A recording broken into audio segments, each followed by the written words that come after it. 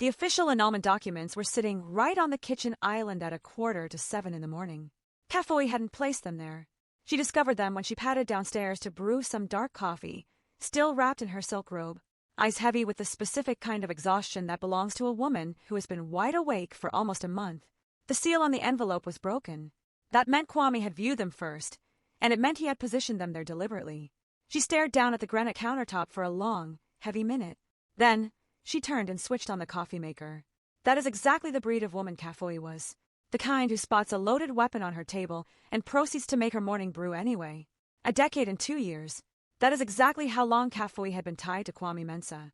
A man whose charm could rival a sunny Friday afternoon, but who could spin a falsehood smoother than a street hustler. She adored him with the dangerous, all-consuming passion of a woman who had never been taught to protect her own heart.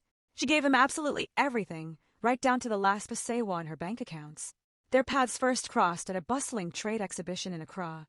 He was acting as a broker for luxury imported goods he didn't even own, winning over investors with a swagger that usually belongs to billionaires. She was barely 21, running a tiny cosmetic stand, armed with massive ambitions and a smile that commanded the entire room. He strolled up to her display, picked up a jar of shea butter, and murmured, "This looks like it belongs to a queen who is already building her empire." She chuckled. He lingered at her booth until the lights went out. They tied the knot 24 months later.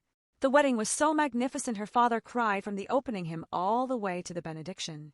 During the reception, a sudden tropical downpour flooded the street, sending guests running for cover. Kwame didn't flinch. He just scooped her up into his arms right there in the pouring rain and whispered, "Let them hide. We make our own sunshine." She trusted him. Lord above, she drank up every single syllable. The initial chapters of their marriage were magical. They barely had 2 coins to rub together, but their small apartment echoed with joy. Kafoi expanded her cosmetic stall into a massive beauty supply chain. Kwame bounced from one doomed venture to another, fleet management, cryptocurrency, exotic car imports. Every single time his dreams crashed, Kafoi's hard-earned cash provided the safety net. She never tracked the amounts. That was her fatal error. Their eldest, Sika, arrived in their 2nd year. Delali followed in year 4, and sweet little Zola in year 7. With every daughter Kafoi brought into this world, she searched Kwame's eyes for a reaction. She found happiness, sure. She just failed to notice the deep, lingering disappointment hiding right behind his pupils. Auntie Serwa, his mother, moved into their spare room during year 4, claiming she was there to help with the toddler. She arrived clutching 3 massive suitcases, a rosary, and a hidden mission. She never moved out. You couldn't call the older woman overtly cruel. She kept the house tidy, she sang hymns, and she made sure to mention every 5 minutes that she was simply a humble servant to the family. But Auntie Serwa wasn't there to clean. She was there to act as a biological inspector for Kafoi's lineage. 3 girls, she would sigh over dinner. Kwame, your grandfather sired 4 warriors before a female was born. The man's blood dictates the harvest. Kafoi, my daughter, are you fasting? Truly fasting. Sometimes unseen spiritual blockages prevent the ultimate blessing of a male heir. A dynasty cannot survive without a son to carry the mantle. She sprinkled these toxic seeds everywhere, while folding laundry on the ride to Sunday service, or while Kafoi was preparing meals, always masked behind a sweet smile and a quoted proverb. Kwame never once defended his wife. That was the glaring red flag. Not the mother-in-law's nagging, but the husband's mute complicity.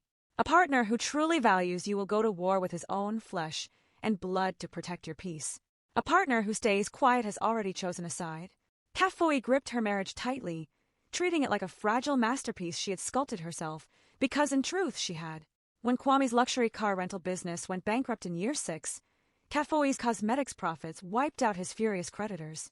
When Auntie Serwa required expensive cataract surgery, Kafoi covered the hospital bills without hesitation. When Kwame's younger cousin needed tuition for a prestigious boarding school in Tamale, Kafoi quietly signed the transfer. Looking back, over 5 years, a staggering 650,000 cedis had bled from her personal wealth to fund his family's survival. And that didn't even include the spacious 4-bedroom house she purchased in year 5. That property was registered exclusively under her maiden name, simply because Kwame's credit was ruined from a previous legal dispute. She believed she was securing their forever home. In reality, she was stockpiling her own ammunition. The first genuine warning sign flashed on a Thursday in April, roughly 8 months before the final explosion. Kwame returned late. That wasn't out of the ordinary, but his aura was entirely off. It wasn't the cliché scent of a woman's perfume. It was the relaxed, deeply satisfied energy of a man who had just left a place that felt like home. She offered a greeting kiss. He pecked her lips a fraction of a second too fast, the mechanical reflex of someone performing a chore, not sharing affection. "How was the office?" she inquired. "Crazy. Exhausted," he muttered, already shedding his tie and heading for the shower. She remained rooted to the kitchen floor for a prolonged moment. An icy chill crept up her spine. She couldn't put a label on the feeling yet, but her intuition was screaming. A month later, while emptying his slacks for the laundry, her fingers brushed against a crumpled piece of paper. A valet ticket for an ultra-exclusive hotel in East Legon. Dated a Saturday night. The exact same Saturday Kwame had sworn he was attending a mandatory tech summit in Kumasi. She smoothed out the paper, stared at it, and then slipped it right back into his pocket. She washed the pants. She cooked his favorite meal. Let's pause here. Drop a comment below. Do you think Kafui should have sparked a massive argument right then and there? Tell me your thoughts. And if you know a friend who suffered in silence when they had every right to scream, send this video to them immediately. That evening, Kwame sat opposite her at the dining table, rambling passionately about a new investment in commercial real estate. She nodded. She offered insightful feedback. She giggled at his jokes. She served him an extra portion of plantains. But deep inside her mind, the meticulous filing system of his destruction had already begun. The digital dagger arrived on a random Tuesday. Kafui was in the laundry room sorting Sika's gym clothes when her screen lit up on the washing machine. An unsaved contact. A WhatsApp video. 0 text attached. Just a freeze frame showing a lavishly decorated hall draped in emerald and gold, and a man whose posture she would recognize in pitch darkness. She tapped the screen. Kwame was draped in premium, tailored Kent cloth, the exact luxurious fabric he had claimed was way out of their budget when she asked to renovate her flagship store 2 months prior. He was beaming, radiating pure joy. Sitting elegantly next to him was a stunning, much younger woman adorned in heavy traditional bridal beads. She was gazing down shyly, playing the perfect part. The background was loud with celebration. Drummers were playing. Photographers were flashing lights. It was a customary marriage ceremony. Kafui stood paralyzed, absorbing every frame of the 3-minute and 12-second clip. She watched her husband place a ring on another woman's finger. She spotted Auntie Serwa in the VIP section, wearing a custom outfit that perfectly coordinated with the emerald theme, proving the old woman had been helping orchestrate this betrayal for months. She watched Kwame flash that signature, breathtaking smile that she foolishly thought belonged exclusively to her. Then, she locked her phone, placed it on the dryer, picked up Sika's gym shirt, and finished folding it. The edges aligned flawlessly. No tears fell from her eyes that night. She didn't launch an interrogation when Kwame walked through the door carrying the lingering scent of another family's triumph. She plated his dinner. She listened to him complain about traffic. She went into her daughter's bedrooms, gently pressing her lips to each of their sleeping heads. First Sika, then Delali, and finally tiny Zola, whose breath still carried the sweet innocence of infancy. Only then did she retreat to her master bathroom. She bolted the lock, sank down onto the cold, tiled floor beside the shower, and finally let the agony wash over her. The hardest pill to swallow wasn't the shock. It was a brutal validation of every neglected touch, every hurried conversation, every evening he spent captivated by his screen instead of her presence. Every night she had reached across the mattress, only to find him turned away, feigning sleep. She realized then that mourning doesn't hit hardest when a relationship dies abruptly. It crushes you when you realize it has been rotting away for years, and you were the only fool keeping it on life support. She remained on those tiles for exactly 30 minutes. She tracked the seconds on her phone. Then, she stood up, splashed cold water on her face, applied her night creams, wrapped her hair, and slid under the covers next to the man who had pledged his life to a second bride just days prior while she was at home organizing his children's backpacks. She drifted off to sleep that night because, on that bathroom floor, Kafui had forged an unbreakable vow to herself. She refused to shatter. She refused to plead for his loyalty. She absolutely refused to become a tragic gossip topic for the church aunties. She was going to remain utterly silent, and she was going to be lethally prepared. The next morning, from her private office at the cosmetic store, she dialed her best friend, Ifia. "I need you to process what I'm saying without yelling," Kafui instructed. "Kafui, your voice is freaking me out. What happened?" "He took a new wife last weekend. Someone sent me the footage." Dead silence on the line. Then, "I am driving to your shop right now. I'll kill him." "No. Do not move. I do not need emotional support right now, Ifia. I need a strategist. Your sister-in-law, the corporate litigator in cantonments. Is she taking new clients?" "Yes, but Kafui." "Text me her direct line." that occurred on a Wednesday. By Thursday afternoon, Kafui was sitting across from Amma, a shark of a lawyer with a piercing gaze who skipped the pity and asked purely tactical questions, exactly the energy Kafui required.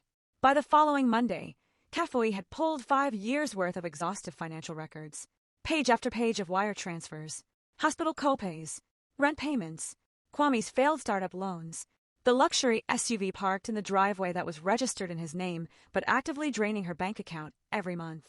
She pulled the official deed for their 4-bedroom home. She created 3 identical binders. One stayed in Amma's office, one went to Ifia's house, and the last one was slipped into a travel bag she had secretly begun filling with essentials.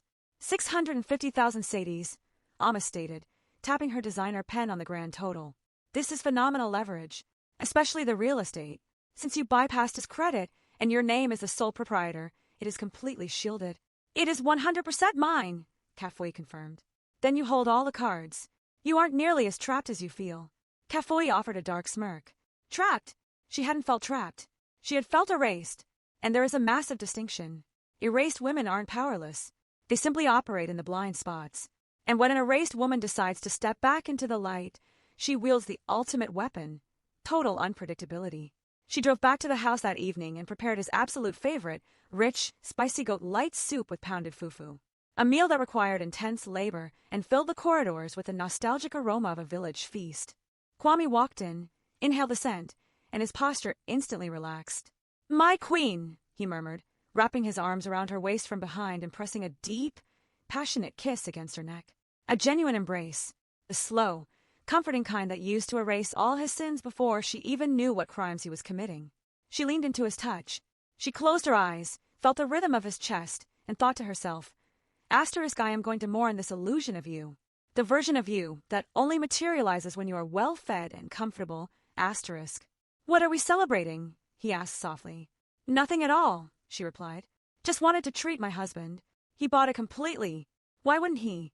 It never once crossed his arrogant mind that she possessed the capacity to play the villain. They dined together as a complete unit that night. Kwame at the head, Kafui at the foot, their 3-girl sandwich between them, blissfully unaware of the tectonic plates shifting beneath their chairs. Sika complained about a strict math tutor. Delali proudly displayed a painting she did at school.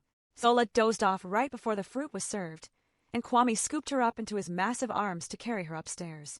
It was that tender, protective iteration of him, the fleeting glimpses of a good man that Kafui had spent 12 years trying to permanently anchor. She stood in the hallway, watching him tuck the blanket under Zola's chin. "You really love them," she whispered. She meant every word. That was the most agonizing part of this tragedy. In the tiny, fractured moments where he actually engaged, he was a beautiful father. Men like Kwame aren't cartoon villains. That is exactly what makes them so lethal. A true monster is easy to run away from. It's the charming, half-decent men who commit unspeakable betrayals that truly destroy your psychology. He glanced back at her from the shadows of a nursery, flashing a warm smile. "We created perfection, Kafui." "Yes, we did." She spun around and walked downstairs to scrub the pots. The legal binders were secured. The lawyer was on standby. The suitcase was zipped and shoved deep into the guest room closet. 72 hours. She just had to hold her breath for 72 more hours. The ambush happened on a Saturday morning. Kwame entered the living room with Auntie Serwa trailing right behind him. He carried a puffed-up, authoritative posture that immediately signaled to Kafui that he had rehearsed this scene in the mirror.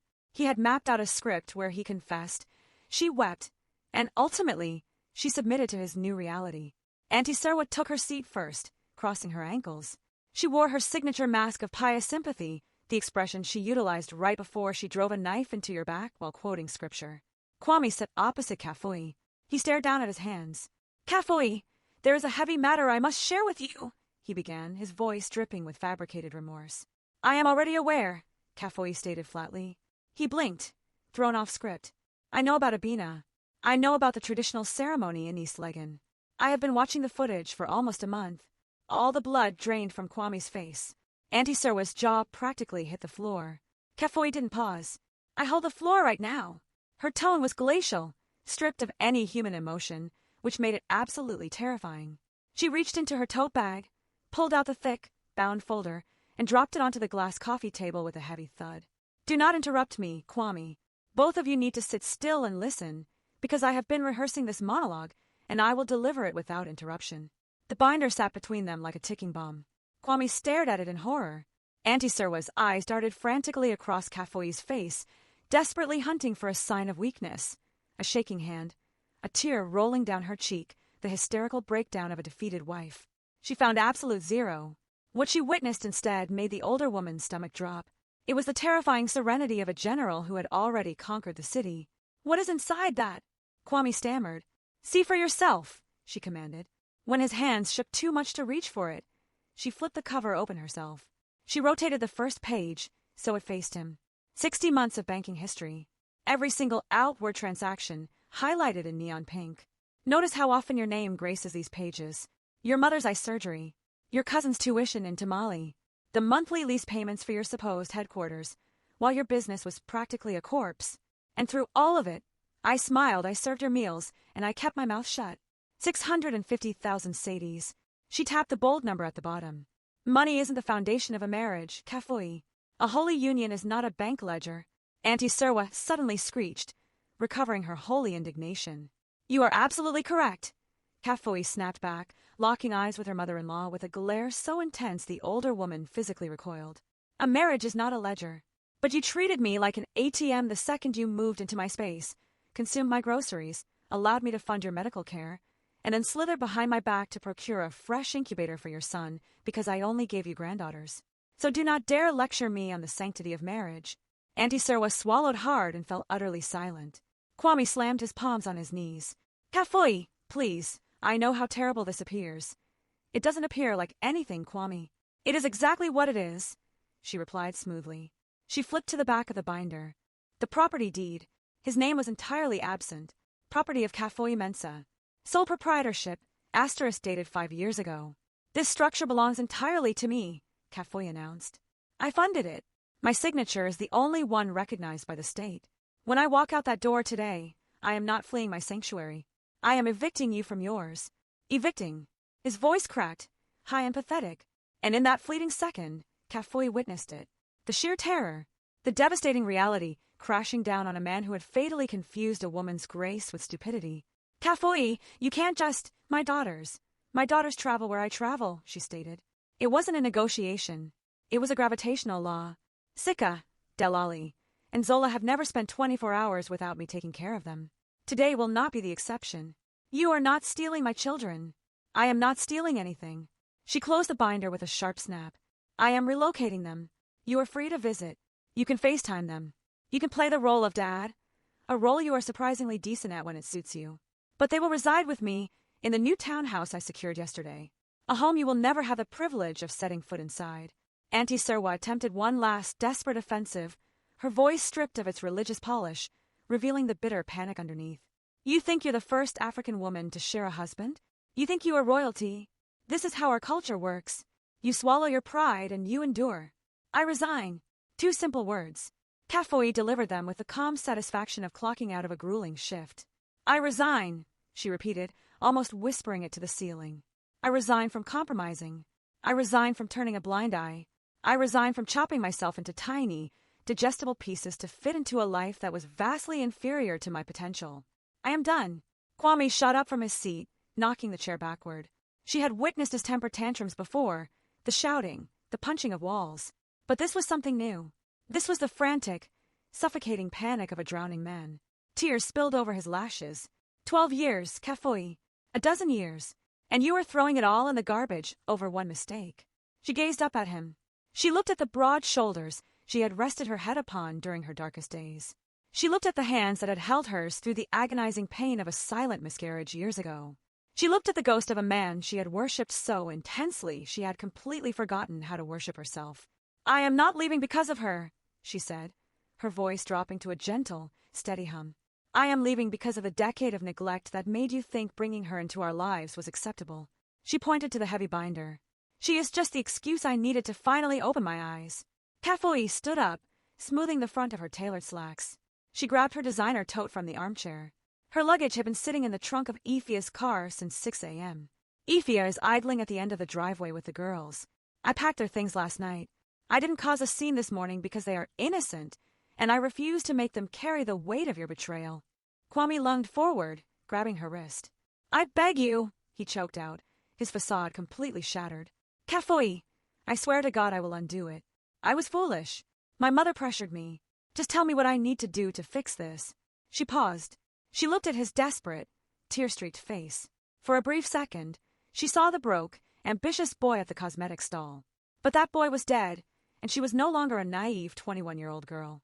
It's unfixable, Kwame, she said softly, pulling her arm free. Not because my heart is cold, but because I am finally full. I spent 12 years running on the fumes of what we used to be. And today, I am completely full of my own ambition, my own peace, my own value. There simply isn't an inch of space left in my soul for you. She pivoted and walked down the hallway. Her hand gripped the front door latch.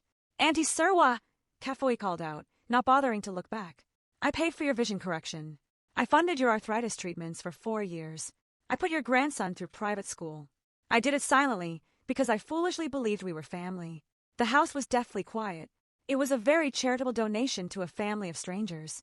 She twisted the knob and stepped out into the blazing Accra morning. The sky was an impossible shade of blue. Stray cats were lounging on the compound wall. A vendor down the street was blowing a horn, selling fresh bread. Kafoi found it almost comical how the universe just kept spinning, completely unaware that a massive, life-altering explosion had just occurred inside her living room. The hibiscus bushes were blooming brilliantly. Life was marching forward, brutally gorgeous and indifferent. Ifia's SUV was parked right outside the gate. The girls were safely buckled in the back. Sika was tapping on her iPad. Delali was braiding a doll's hair, and Zola was snoring softly against her sister's shoulder. Kafoi stopped on the asphalt and just stared through the tinted glass. 3 beautiful daughters. 3 brilliant, unwritten destinies sitting comfortably in the back seat. Her entire universe, fully intact and securely in her possession. Ifia stepped out of the driver's side. She didn't offer a single word of pity. She just threw her arms wide open. Kafoi stepped into the embrace and squeezed her friend tight for exactly 10 seconds. No more, no less. That was the absolute maximum allowance for grief. She pulled back, took a deep breath of the humid air, and climbed into the passenger seat. Step on it, Kafoi ordered. Ifia hit the gas.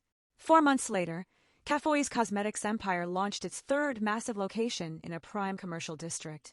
She hired a full-time operations manager and a publicist. She painted the interior of her new townhouse a vibrant, electric yellow, a color Kwame had always claimed was too aggressive. She bought a vintage sound system and blasted high-life music every Saturday morning while her daughters danced in the kitchen, the whole house smelling of fresh pastries and absolute liberation. Kwame's real estate venture went belly up within 60 days. Stripped of Kafoi's invisible financial life support, his incompetence was immediately exposed to his investors. 3 major backers pulled their funding. In the unforgiving world of Accra's business elite, whispers of his downfall spread like wildfire. Auntie Serwa quietly packed her 3 suitcases and retreated to her village. The luxurious 4-bedroom home she had terrorized for nearly a decade was put on the rental market by Kafoi's legal team. What was left was a broken man who had finally acquired everything tradition demanded. He had a male child on the way, a submissive young bride, and his mother's ultimate approval. Yet, every single night, he stared at the wall, haunted by an agonizing emptiness he couldn't drink away. His new wife, Abina, didn't just inherit the title of Mrs. Mensa. She inherited the crippling debt, the miserable silences, and a shell of a man whose bravado had always been funded by a woman who finally cut the check. On a breezy Sunday evening in late January, Kafoi was lounging on her patio, sipping a glass of chilled wine while the girls watched a movie inside. She could hear Sika laughing at something on the screen. She leaned her head back against the plush cushions, closed her eyes, and just exhaled. For the first time in over a decade, her lungs expanded fully. The invisible corset of anxiety she had worn for 12 years was permanently unlaced. She smiled, remembering a conversation she'd had with Ifia a few nights prior over grilled tilapia. You know what the most terrifyingly beautiful part of your exit was? Asterisk, Ifia had asked. Asterisk, you didn't do it to destroy him. You did it to rescue yourself. Asterisk, Kafoi had meditated on that truth for days. She hadn't packed her bags to teach Kwame a lesson. She hadn't walked away to win an argument. She walked away because remaining in that marriage would have required her to forfeit the one precious asset nobody had ever managed to steal. Not because they didn't try, but because she had been handing it over voluntarily for years. Her unshakable self-worth, her profound realization that she was a masterpiece on her own, that no amount of male offspring, or replacement wives, or toxic, proverb-spouting in-laws could ever dictate her value. She was Kafoi. She had constructed an empire from scratch, nurtured 3 magnificent girls, carried the financial and emotional weight of an entire bloodline on her back, and gracefully exited the stage without shedding a single tear. That is not the story of a victim. That is the story of a woman who, at 33 years old, finally decided to become the hero of her own life. If this journey stirred something deep inside you, smash that like button and make sure to subscribe. We drop powerful new narratives every single week, and you absolutely cannot afford to miss what's coming next. Drop a comment below and let us know what city you are tuning in from. And to every single woman out there who recognized a piece of her own reflection in Kafoi's triumph today, keep your head high. We see your crown.